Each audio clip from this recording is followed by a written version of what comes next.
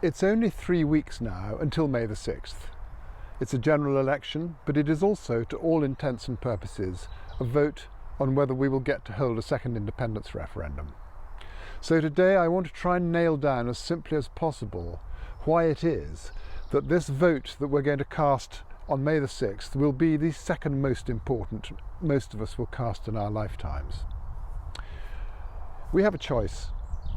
We can vote for Scotland to fulfil its enormous potential as an independent country, and I'll say more about that in a minute. Or we can choose to remain under the control of a government that has already begun to strip away our powers and wants eventually to relegate us to the status of a region of the UK, North Britain. And don't forget that it's not only a vote for the Tories that will deliver this, a vote for the Liberal Democrats or Labour will have the same effect. As an independent country, I have no doubt that Scotland can thrive. It's about the same size, but considerably more wealthy than many of its northern European neighbours, its Nordic and Baltic neighbours, for example. And we incline towards the same left-of-centre, socially democratic view of the world.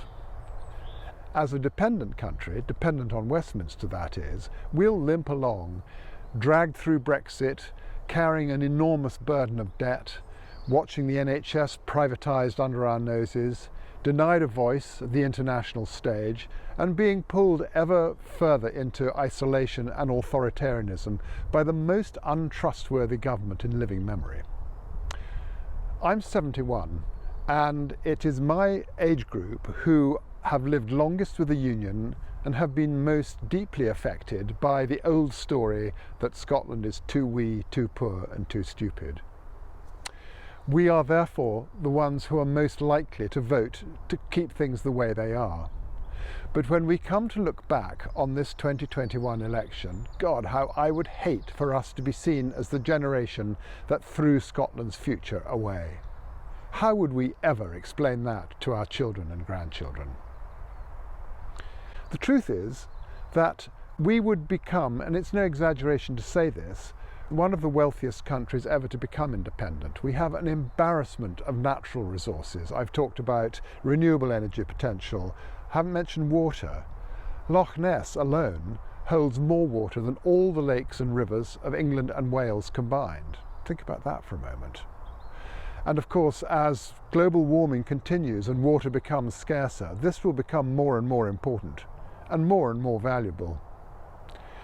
We have thriving businesses in a wide range of well-established sectors. They're staffed and run by highly skilled, educated people, and they deliver a range of advanced, world-class products and services.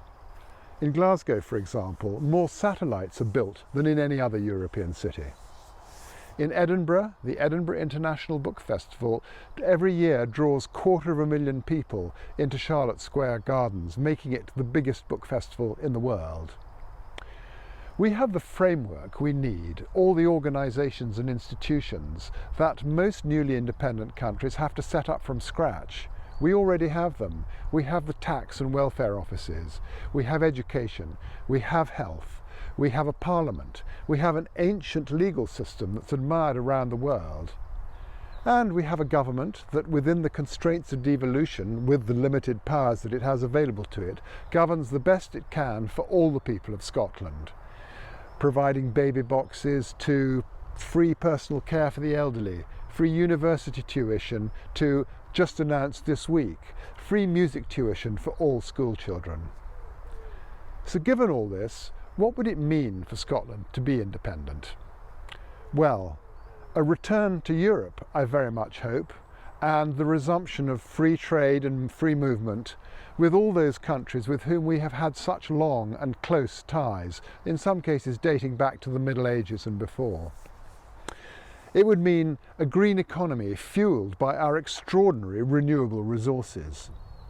It would mean a voice at events such as COP21, the Climate Change Summit, that's due to be held this autumn in our second city, Glasgow, but at which we will merely be bystanders.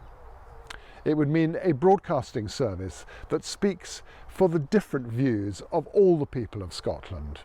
It would mean a pension fit for a modern European country. Currently, our pension is half that of Ireland, and it makes us the worst pension in the developed world. It would mean a border. Yes, it would mean a border, but borders between friendly neighbouring countries don't have to be problematical. I'm old enough to remember travelling through a Europe that was crisscrossed with borders, and moving from one country to another crossing borders was never a problem. We'll have a currency. I'm not sure what it'll be, I'm not an economist, but what I do know is that currency has never been the issue that has stopped a country becoming independent in the past. It's simply a practicality, one of many practicalities, and it will get sorted because these things always do get sorted.